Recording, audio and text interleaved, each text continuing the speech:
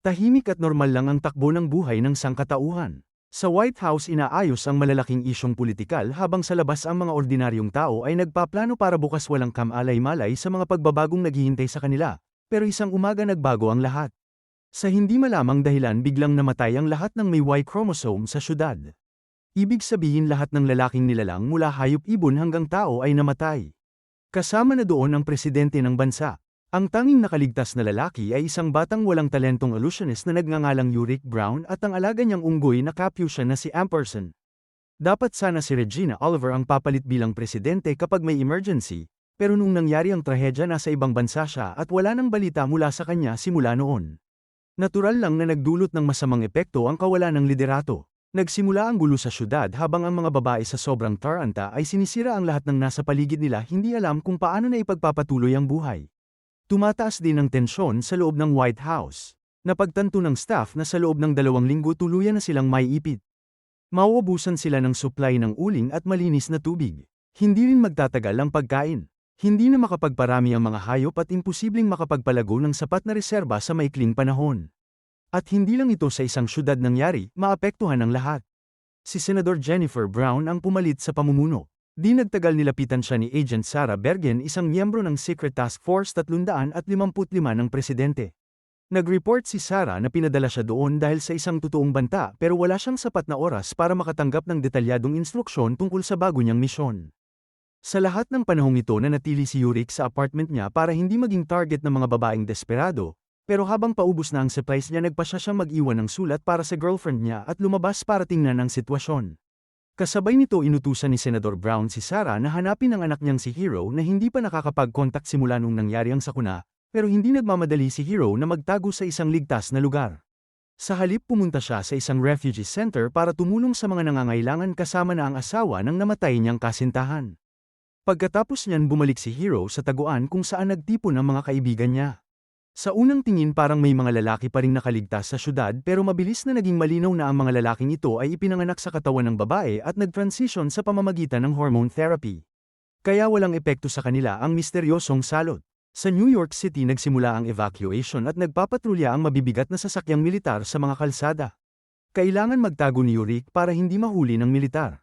Gayunpaman nakalusot siya sa isang lokal na bar para mag-iwan ng isa pang mensahe para sa girlfriend niya. Patuloy na umaasa si Yurick na buhay pa ang girlfriend niya at kapag nakita nito ang autograph niya baka umuwi siya. Karaniwan nagtatago si Yurick para hindi mapansin pero sa pagkakataong ito hindi nangyari ang plano. Nakawala ang Capuchin niya kaya napilitan si Yurick na habulin ito. Bumaba ang malikot na si Ampersand sa binahang subway at nawala sa maruming tubig na puno ng mga bangkay ng patay. Nilabanan ang pagkasuklam nagpasya si Yurick na sumunod ayaw niyang mawala ang tanging kaibigan niya. Sa isang punto akala ni Yurick may nakita siyang isa pang buhay na lalaki sa malapit pero ilusyon lang pala. Inilawan niya ang paligid gamit ang flashlight wala siyang nakita kundi maruming tubig. Pagkaahon niya sa tubig sumingit si Yurick sa isang tindahan ng damit para magpalit, pero hindi siya nakapagtagi. Nakita ng mga tindera ang hubot-hubad na bisita at nanigas sa gulat. May isang babae na nagmungkahi na hulihin ng lalaki at ibigay sa mga awtoridad para sa malaking pabuya. Pero sa huli naawa sila sa kanya at pinakawalan si Yurick binigyan siya ng malinis na damit. Halos mabaliw si Yurick sa stress na dinanas niya. Habang tinitingnan ng mga video sa telepono niya naalala niya ang araw na dumating si Ampersand sa buhay niya at nang marinig ang boses ng kaibigan niya lumabas ang maliit na unggoy mula sa pinagtataguan nito. Umuwi ang dalawa pakiramdam nila ligtas sila doon, pero nang marinig ni Yurick na bumukas ang pinto napagtanto niyang nagkamali siya. May nakapasok sa apartment at kailangan niyang ipagtanggol ang sarili. Kinuha niya ang gitara bilang panangga nagtago siya sa likod ng kanto pero hindi siya nagkaroon ng pagkakataong umatake. Mas mabilis at mas malakas si Sarah. Inagawan niya ng armas si Yurick at pagkatapos ng ilang oras dinala siya sa ina niyang si Senador Brown. Ang mga piloto na nagdala kay Yurick sa White House ay ikinulong. Paliwanag ni Sarah na kailangan nilang magpahinga pagkatapos ng mahabang biyahe pero naiintindihan ng lahat ang totoong dahilan, walang sino man ang dapat makaalam na nakaligtas ang anak ng bagong presidente. Kung hindi maaaring magkaroon ng hinala ng sabuatan at magdulot ng mas matinding gulo. Hindi rin naman natutuwa si Yurick sa sitwasyon. Pagkatapos makapagpahinga mula sa lahat ng pinagdaanan niya nagpasya siyang magtingin-tingin pero ang pagiging mausisa niya ay halos magdulot ng sakuna. Sa isang inabandonang opisina na diskubre siya ni Mara ang byuda ng namatay na presidente. Dumating sina Jennifer at Sarah sa tamang oras at nagawa nilang palabasin na nagkakaproblema sa pag-iisip si Mara. Samantala nakapagtagi si Yurik pero lumalaki ang banta sa mga sumasabuatan at iginiit ni Sarah na kailangan ng ilabas ang bata sa White House. Sinubukan ng anak ng namatay na presidente na alamin kung ano talaga ang nakita ng nanay niya nung gabing yun. Pinaniwala ni Jennifer ang bata na ilusyon lang ang lahat pero pinaghihinalaan ni Kimberly na nagsisinungaling si Presidente Brown sa kanya. Inutusan ni Jennifer Brown ang mga aide niya na maghanap ng geneticist na pwedeng sumuri kay Yurik at alamin kung ano ang nangyari sa planeta at kung bakit nakaligtas siya at ang Capuchin. Plano ng presidente na dalhin ng mga espesyalista sa White House pero nanindigan si Sarah, masyadong delikado at kailangan nilang ilabas si Yurik sa syudad. Handa ang agent na gawin ang mapanganib na misyon na ito pero kailangan itong gawin ng mabilis hanggat maaari. Samantala sa Israel nagkamalay ang isang babaeng sugatan. Nang malaman niyang namatay na ang lahat ng lalaki sa Earth idineklara niya na kailangan na niyang angkinin ang pagka-presidente ng Estados Unidos. Si Nora Brady, isang dating presidential advisor ay napilitang gumala kasama ang kanyang batang anak na si Mackenzie. Nawala ng asawa at mga anak at walang means para mabuhay hirap si Nora na ayusin ang sarili pero sa huli ay nagpasya siyang lumaban para iligtas ang sarili at ang anak niya. Nakabalita ang White House na buhay pa si Regina Oliver ang pangunahing kandidato para sa pagka-presidente. Nagdulot ito ng pagkakawatak-watak sa staff. Ang isang bahagi ay nanatiling tapat kay Jennifer Brown habang ang isa naman ay kumampi kina Regina Oliver at Kimberly ang anak ng presidente. Dahil sa sitwasyon walang ibang pagpipilian si Jennifer kundi sumang-ayon kay Sarah at payagan na ilipat ang anak niya sa mas ligtas na lugar.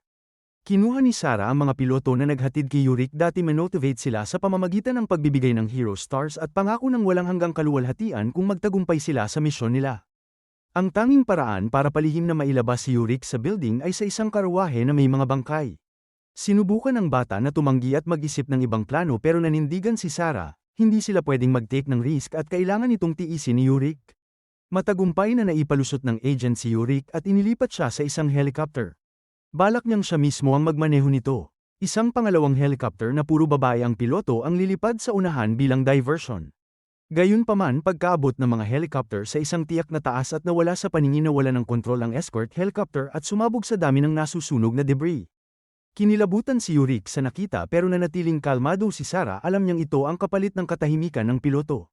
Pagkatapos ng ilang oras na paglipad lumapag sina Sarah at Yurik sa isang kagubatan para magpahinga sandali.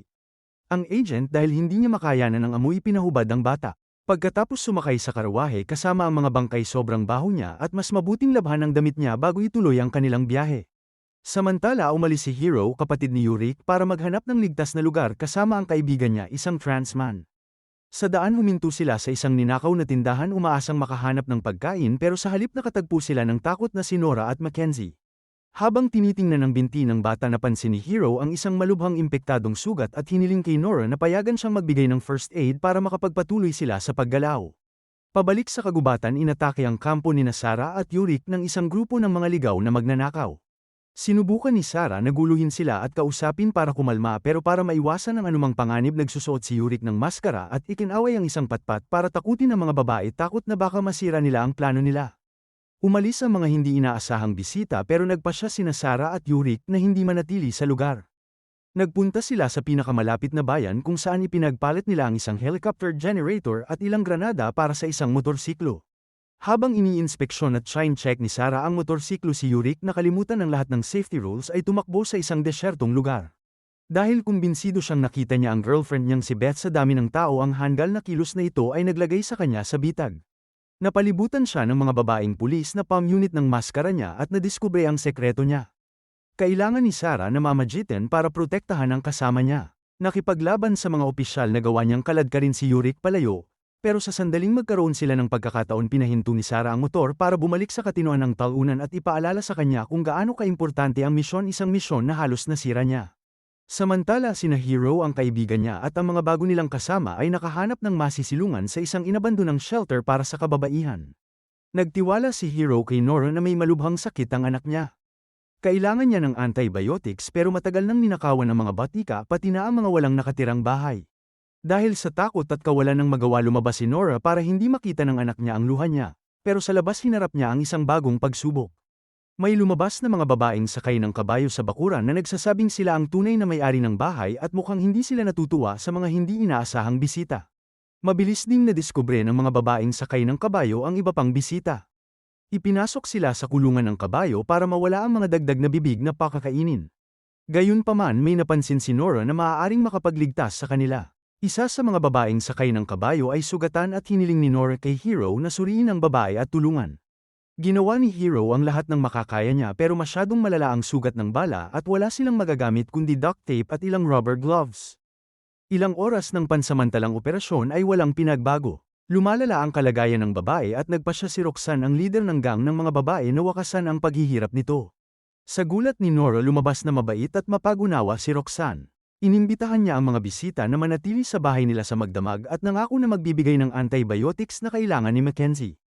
Habang sinusundan ng grupo si Roxanne na pagtanto ni Hero na ang antibiotics ay maliit na bahagi lang ng kinokontrol ng gang.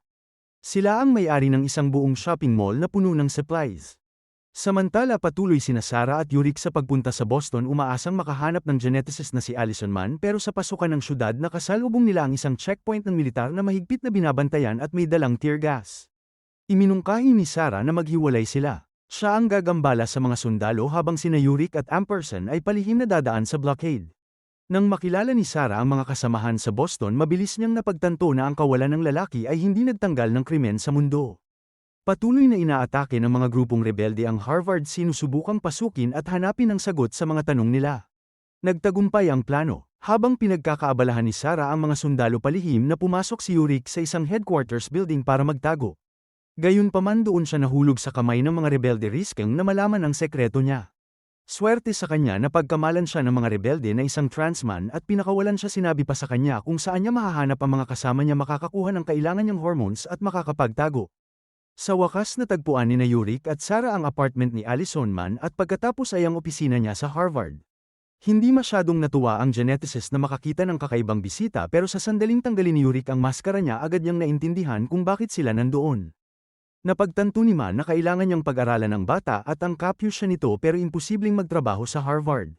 Wala ng equipment o biological samples na natitira. Kaya iminungkahi niya ang tanging posibleng opsyon, maglakbay sa San Francisco para gamitin ang lab doon. Sumang-ayon si Sarah sa isa pang mapanganib na biyahe pero palihim niyang sinabutahe ang radyo nila pinuputol ang tanging paraan nila para makipag-ugnayan sa presidente. Kalaunan ginamit niya ang malfunction ng radyo bilang dahilan para umalis hiniling kay Yurik na bantayan ang geneticist habang naghahanap siya ng ibang paraan para makipag-ugnayan sa White House. Samantala nagpatuloy ang awayan sa politika tungkol sa kapangyarihan pero hindi lahat ay nakatuon doon. Isa sa mga aide ni Jennifer Brown si Christine ay nagkasakit at natatakot na baka nawala na ang anak niya. Gayunpaman ipinakita ng ultrasound ang kabaligtaran. Umusad ang pagbubuntis at posibleng lalaki ang magiging anak. Pumasok si Sarah sa bahay ng isang estranghero para lang malaman na ang may-ari ng bahay ay kasing galing at kasing delikado ng secret agent mismo. Nagsimula ang away sa pagitan ng dalawang babae pero nang magkaroon sila ng pagkakataong magsalita lumabas na parehong nagtatrabaho sa isang organisasyon ang dalawang intruder at pareho ang dahilan ng pagpunta nila. Para hanapin ang may-ari ng bahay at barilin siya. Matapos malaman ang tungkol sa helicopter crash sobrang nag-alala si Jennifer pero sinubukan ni Christine na pakalmayin siya. Inireport ng search team na 2 piloto lang ang nakita nilang bangkay. Hindi nagtagal ang ginhawa. Napagtanto ng presidente na malamang na in-stage ni Sarah ang crash para tanggalin ang mga testigo na hindi kailangan. Isang nakakatakot na ideya ang pumasok sa isip niya. Si Yurik ay kasama ng isang delikadong kriminal at hindi masabi kung ano ang pwedeng gawin ni Sarah sa kanya. Dinala si Regina Oliver ang pangunahing kalaban sa pagka-presidente sa White House. Sinamantala ito ni Kimberly at nagsimulang magplano ng kudeta para tanggalin ang kinamumuhiang si Jennifer Brown at sa huli ay ang kininang kapangyarihan para sa sarili niya. Samantala umamin si Allison Mann kay Yurik na hindi siya sigurado sa tagumpay ng kanyang pananaliksik. Hindi niya alam kung magkakaroon sila ng resources para malaman kung bakit namatay ang mga lalaki o kung posible pa bang buhayin ang lahi ng lalaki. Isang bagay ang sigurado, mahirap na panahon ang naghihintay kina Yurik at sa kanyang Capuchin. Di magtatagal magiging experimental subject sila. Bumalik si Sarah sa opisina at iminungkahi na umalis na sila. Sa hindi malamang dahilan nagsinungaling siya kay Yurik sinasabing nakausap niya ang nanay nito at may permiso na silang maglakbay sa San Francisco. Umalis ang tatlo sa kanilang biyahe hindi alam na may patrol ng militar na umiikot na sa syudad bitbit ang litrato ni Sarah. Habang naghihintay ang mga babae ng ligtas na pagkakataon sa pagitan ng mga gas deployment nagpasya si Yurik na bisitahin ang lugar na sinabi sa kanya ng mga rebelde. Isang komunidad ng mga transgender na tao kung saan pwede niyang tanggalin ang maskara niya at ipakita ang tunay niyang mukha nang walang takot. Galit na galit si Sarah sa huling kalokohan ni Yurik pero di nagtagal naging malinaw na hindi siya ang tunay na banta, kundi si Sarah. Dumating ang patrol sa komunidad at ipinakita ang litrato niya sa lahat. Nagawa ng tatlo na makatakas mula sa ilalim ng ilong ng mga mangangaso at nagtago sa isang simbahan kung saan napilitan si Sarah na umamin na wala siyang komunikasyon sa White House at siya lang ang gumagawa ng lahat ng desisyon. Samantala sina Hero ang kaibigan niya at si Nora kasama ang anak niya ay patuloy na naninirahan sa commune ni Roxanne. Sa unang tingin parang nakakita sila ng tunay na paraiso. May pagkain, gamot at kaligtasan, pero nang subukan ni Nora na ilayo ang anak niya sa isa pang pulong ng mga radical feminist na galit si Roxanne. Pinaalalahanan niya sila na bisita lang sila at kailangan sumunod sa mga patakaran niya at masunar ang pakinggan ang lahat ng sinasabi niya.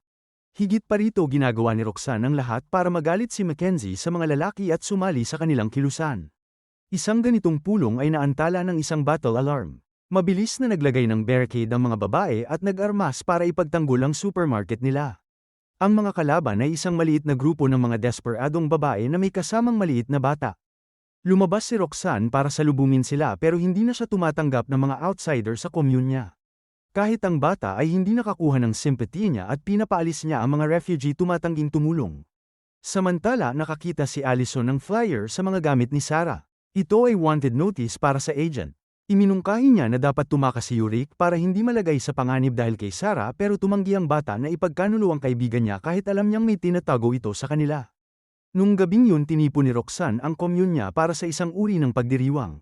Sa simula ng seremonya kinuwento niya sa mga tao ang tungkol kay Laura, isa sa mga miyembro ng kilusan na buong pagmamalaki na tinatawag ni Roxanne na Amazons. Sa una mukhang inosente ang lahat pero habang umuusad ang pagdiriwang nagsimulang maramdaman ni na Hero at ng mga kasama niya na may napakakakaibang nangyayari.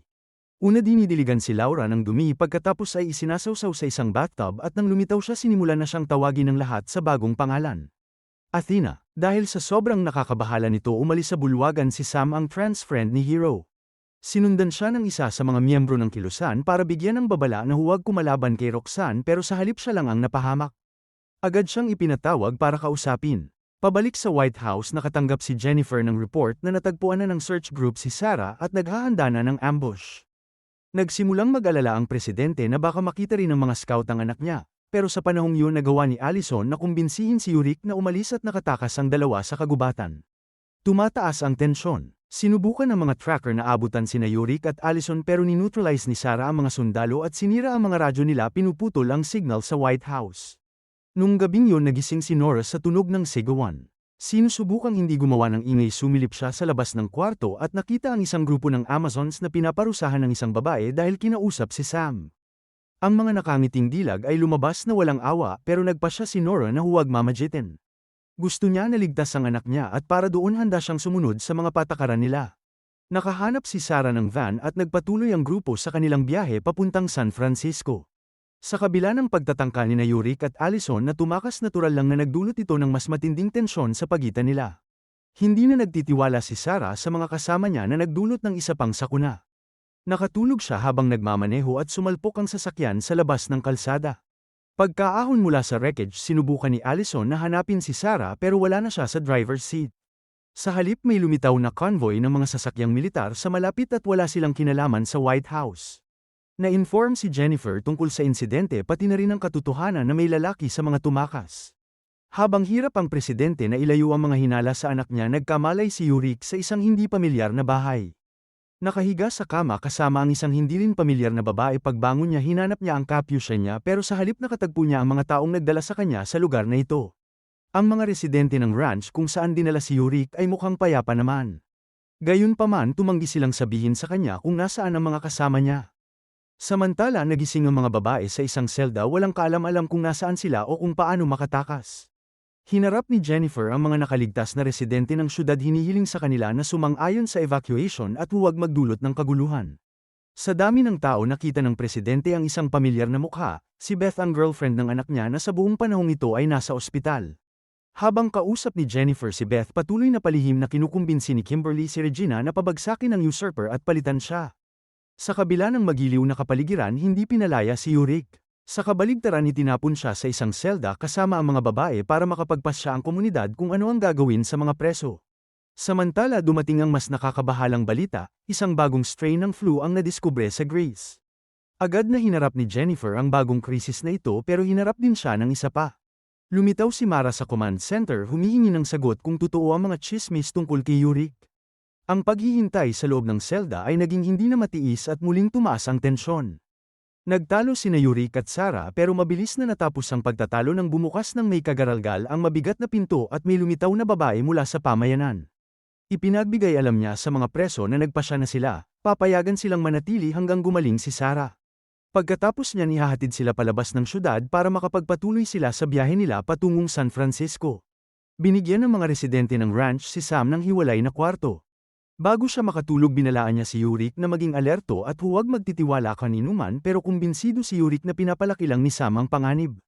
Mukhang masaya ang ranch at mukhang payapa at mabait ang lahat. Bukod pa rito marami silang pagkain kuryente at tubig mga luho na bihira na ngayon sa karamihan ng mga rehiyon. Samantala naging hindi na matiis ang kalungkutan ni Mara. Umakyat siya sa bubong at humakbang sa kawalan umaasang makasama muli ang asawa at mga anak niya. Nag-iwan siya ng sulat para sa anak niya humihingi ng tawad at hinihikayat itong maging matatag.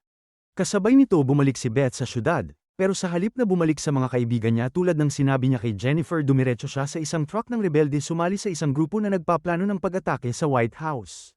Pabalik sa commune ni Roxanne sinubukan ni Kate isa sa mga Amazons na umalis sa grupo pero pinaalalahanan siya ni Roxanne sa mahigpit na patakaran binaril ang tumatakas na babae sa likod. Gayunpaman hindi ito inamin ni Roxanne sa iba. Pinalabas niya ang insidente na pag-atake ng mga nomad. Para maiwasan ang karagdagang pagtalikod inutusan ni Roxanne ang lahat na mag-intensive firearms training. Bukod pa rito plano ni Roxanne na paalisin ang mga bisita. Nalaman nito ni Nora mula sa isa sa mga miyembro at mabilis siyang lumapit sa lider nagmamakaawa na payagan siyang manatili kasama si Mackenzie. Walang anumang pagmamakaawa ang umubra kay Roxanne. Binigyan niya si Nora ng ilang araw pa pagkatapos nito ay kailangan ng umalis ng babae at ng anak niya sa commune. Naalala ni Roxanne kung paano niya unang natagpuan ang lugar na ito at binuo ang komunidad ng Amazon. Mula unang araw siya na ang nag-iisang lider nito. Walang nagbago simula noon. Patuloy na idinidikta ni Roxanne ang mga patakaran at kinukumbinsi ang mga residente na lampas sa kanyang proteksyon ay panganib at kamatayan lamang ang naghihintay. Araw-araw nagpupulong siya kung saan kailangan ng mga babae na balikan ang pinakamasamang gawa ng mga lalaki at palakasin ang ideya na si Roxanne ang tanging pinagmumulan ng kanilang kaligtasan. Ipinagbawal si Sam sa mga pagtitipong ito at nagsimulang maghanda para umalis nagpaplanong okupahin ang mga guest houses sa tabi ng lawa at simulan ang sarili niyang komunidad. Pero si Hero ay nagsisimula ng mahulog sa impluwensya ni Roxanne. Hindi na siya sigurado kung gusto pa niyang umalis. Nasaksihan ni Roxanne ang isang emosyonal na pagtatalo sa pagitan nina Hero at Sam. Sinamantala ang pagkakataon minanipula niya muli si Hero kinumbinsi siya na kahit ang isang hindi totoong lalaki ay hindi dapat nagsasalita sa kanya ng ganoon. Sa huli naghiwalay ang magkaibigan at nung gabing yun pinaalis ni Roxanne si Sam pinayagan siyang magdala ng kaunting pagkain. Kinabukasan hindi sinabi ni Roxanne kay Hero na siya ang nagpaalis kay Sam. Sa halip ginawa niya ang lahat para aliwin ang babae nag-organize pa ng farewell celebration bilang pagpapalam sa lahat ng bagay na panlalaki. Nagtapos ang festival sa isang maingay at masayang party na kinagiliwan ng lahat maliban kay Nora. Hindi kailanman nakasundo si Nora sa grupo at para makaganti sinunog niya ang shopping mall habang natutulog ang lahat. Nakaligtas ang mga Amazons pero nasira ang mga supplies nila. Itinago ni Nora ang kanyang kasiyahan sa likod ng maskara ng kalungkutan na nakikisalamuha sa nagdadalamhating pulutong. Dahil natuwa sa kanyang mga ginawa naghanda si Nora para sa pagtakas sa gabi. Nagpunta siya sa kagubatan para i-check ang supplies niya pero sa halip nakakita siya ng police car sa tabi ng ilog na puno ng mga bangkay. Naging malinaw na hindi si Roxanne ang sinasabi niyang siya at nagpasya si Nora na gamitin ang impormasyong ito para sa kanyang kalamangan. Pinili ang isang sandali na sila lang ang magkasama hinarap ni Nora si Roxanne tungkol sa nadiskubre niya. Nangako siyang mananahimik kapalit ng mga pribilehiyo, siya at ang anak niya ay dapat laging may access sa pinakamagandang pagkain, proteksyon at tirahan, pero higit pa sa katahimikan ang inaalok ni Nora. Nangako siyang tutulungan si Roxanne na mapanatili ang kontrol sa grupo kahit pagkatapos mawala ang supplies nila tinitiyak na hindi siya iiwan ng mga tao. Tinanggap ni Roxanne ang mga kondisyon ni Nora. Tinipon niya ang kanyang mga tagasunod at nagbigay ng malakas at nag-aalab na talumpati na nangangakong malalampasan nila ang lahat ng paghihirap at sasakupin ang mundo. Samantala dahan-daang gumagaling si Sarah at nagpatuloy pa sa kanyang training bagaman patuloy siyang dumaranas ng hallucinations at visions. Sa kabila nito mahigpit niyang binabantayan si Yurik na tila muling nagpabeya at labis na nagtiwala sa mga taga-nayon. Lumalaki ang hinala ni Sarah nang lapitan siya ng isa sa mga taga-nayon nagtatanong ng mga kaina-hinalang tanong tungkol sa isang device na nakita sa nasirang sasakyan. Ayaw sabihin ng babae kung ano ito pero malinaw na ayaw niyang malaman ni Yurik ang tungkol sa beacon. Sa utos ni Roxanne nakakita si Hero ng isa pang pamayanan, isang grupo ng mga babae na gumawa ng memorial para alalahanin ang mga lalaki. Nagtatago sa likod ng pagkukunwari na pinuprotektahan ang karapatan ng kababaihan, nag-organize si Roxanne ng raid para magnakaw ng pagkain at supplies mula sa pamayanan. Pinalabas ng mga Amazons ang impyerno sa mga residente ng Memory Town, pero mabilis na napagtanto ni Nora na may mali. Sa halip na kumuha lang ng pagkain at tubig, sinisira ng mga salbaha ang lahat sa sobrang galit. Hindi nagustuhan ni Nora ang nakita niya at sinubukan niyang kausapin si Roxanne, pero iginiit ng ulol na lider na ito ang tamang daan. Ganap na gumaling mula sa sakit, naghanda si Regina Oliver na pabagsakin si Jennifer Brown. Inutusan niya ang mga kakampi niya na maging handa para sa isang kudeta sa loob ng 30 minuto. Naghanap ng karagdagang suporta, lumapit si Regina kay Kimberly, pero pagkatapos mamatay ng nanay niya nawala na ng gana si Kimberly at ayaw na niyang masangkot sa rebelyon. Kasabay nito sa ilalim ng gusali ng gobyerno nagtanim ang grupo ni Beth ng mga pampasabog. Ipinatawag si Jennifer Brown sa command center kung saan siya inakusahan na nagtatago ng impormasyon tungkol kay Yurik. Para protektahan ang kanyang buntis na aide, napilitan si Jennifer na umamin, sinasabing nakaligtas ang anak niya. Inilahad din niya na pinadala siya sa isang geneticist sa pag-asang mailigtas ang sangkatauhan. Bagaman walang nakakaalam kung nakarating na siya sa kanyang destinasyon, kahit ang mga sumuporta kay Jennifer nung nakaraang araw ay kumampi na kay Regina. Hinihingi nila na bumaba sa pwesto ang sinungaling at ibigay ang kapangyarihan sa tunay na presidente. Pero naantala ang diskusyon. Nayanig ang gusali sa isang pagsabog at naging malinaw na may mga nakapasok na intruder. Ang mga rebelde sa pangunguna ni Beth ay sumugod sa gusali. Habang dumadaan sa underground tunnels, nakipaglaban sila sa mga politiko at napilitan ng security service ng presidente na ibaba ang mga armas nila at sumuko. Nakilala ni Jennifer si Beth sa kabila ng balaclava niya, pero nagawa ng babae na senadoryasan siya na manahimik at huwag siyang ibunyag. Nawala ang pagnanais ni Regina na maging presidente sa sandaling lumitaw ang panganib. Kaya kailangan ni Jennifer Brown na umako ng responsibilidad at makipagnegosasyon sa mga rebelde, tumugon sa kanilang mga hiling. Inilabas ng mga rebelde ang mga hostage mula sa control center, umaasang makalabas ng building kasama sila nang hindi nakakaharap ang mga tao ng feral towns. Sa sandaling yun nagsimulang igiit ni Regina na siya ang tunay na presidente at kailangan siyang sundin ng lahat. Sa sobrang galit inakusahan niya ang lahat ng pagtataksil, sinubukan niyang ilantad ang mga dating kakampi niya kasama na si Kimberly at bilang huling atake inihayag niya na buhay pa ang anak ni Jennifer Brown. Pinatahimik ng isa sa mga rebelde ang hysterical na babae sa isang bala sa noo, pero tapos na ang pinsala. Nasabi na ang mga salita niya at pinakamahalaga, gulong-gulo na ngayon ang mga plano ng mga rebelde. Samantala ang matagal na pananatili ni Yurik sa pamayanan ay nagdulot ng gulo. Ang mga babae na uhaw sa atensyon ng lalaki ay nagsimulang manghuli sa kanya, umaasang makasama ang huling nakaligtas na lalaki. Sinamantala ang sandali kung kailan abala si Yurik at nakikipag-socialize si Allison sa mga lokal, palihim na pumasok si Sarah sa kagubatan para sirain ang beacon na nagpapadala ng lokasyon niya sa lahat ng oras na ito. Nabigo ang mga rebelde na ilikas ang mga hostage sa tamang oras. Isang pangalawang kalabang paksayon ang nagpakawala ng tear gas sa ventilation system. Nagkaroon ng putukan sa mga pasilyo. Nagkalat ang mga tao sa takot at ang mga hindi nakatakas sa oras ay nahulog na patay sa sahig. Palihim na tinanggal ni Beth ang posas ni Jennifer at sinubukang ilayo siya. Walang oras ang presidente para iligtas ang kanyang buntis na aide, pero hindi iniwan si Kristen. Pinagtanggol siya ni Kimberly sa pamamagitan ng underground parking lot na gawa ng mga babae na makarating sa isang exit. Sa Memory Town, sa gitna ng mga personal na gamit, nakita ni Roxanne ang isang notebook na naglilista ng mga pangalan ng lahat ng nakaligtas na lalaki. Ngayon may bago ng layunin ng leader, hanapin at sirain silang lahat para palayain ang planeta. Nagpasya ang mga Amazons na magsimula sa batang lalaki na nakita na nila minsan ang nakatira ngayon sa kalapit na nayon. Ipinakita ni Nora kay Roxanne ang portrait niya. Walang iba kundi si Yurik Brown. Ibinigay ni Beth kay Jennifer ang uniforme niya. Bago sila maghiwalay, sinabi ni Jennifer sa babae na totoo ang mga salita ni Regina, buhay si Yurik. Umalis sina Roxanne at Nora para hanapin ang nayon kung saan pinaniniwalaan nilang nagtatago ang nakaligtas na lalaki, pero dahil nakaramdam ng panganib, hinimok ni Sarah ang mga kasama niya na umalis agad. Hindi ikinatuwa ni Yurik ang balita ng kanilang nalalapit na pag-alis, pero hindi siya handang makipagtalo sa agent. Gayunpaman, malabo na makatago sila sa oras. Natagpuan na ni Roxanne ang estate at inihahanda ang kanyang squad para umatake sa loob ng ilang oras. Sa isang pulong, dalawang nomad ang biglang pumasok sa kampo ni Roxanne. Mula sa kanila nalaman ni Hero ang tungkol sa pagkamatay ng presidente. Hindi alam na hindi sa nanay niya ang titulo ng presidente, inakala ni Hero na siya ang namatay. Sa totoo lang buhay pa si Jennifer. Matapos ipagluksa ang kanyang anak, naghanda siyang tumakas kasama si Beth. Hindi na pwedeng manatili ang presidente sa syudad kung saan nagsimula na ang paghahanap sa kanya. Nung gabing yun, palihim na pumasok si Sam sa bahay ni Jennifer. Agad na nakilala ng babae ang kaibigan ng anak niya at magkasama silang sinubukan na tumakas pero napalibutan ang bahay. Nakahanap sina Kristen at Kimberly ng kanlungan sa isang inabandonang kamalig. Pagkagising ng maaga sa umaga, sinabi ni Kimberly sa kaibigan niya na alam niya kung paano silang lahat maliligtas. Kailangan nila si Yurik para magpatuloy ang lahi ng tao at mukhang sumasang-ayon naman si Yurik. Nung gabing yun, nakipagtalik siya sa isa sa mga babae sa nayon na matagal nang may gusto sa kanya. Nawasak ang kanilang idolo nang biglang sumugod ang mga Amazon sa pangunguna ng baliw na si Roxanne sa mga kalsada ng nayon, humihingi na ibigay ang lalaki. Biglang nagising si Sarah sa tunog ng putukan.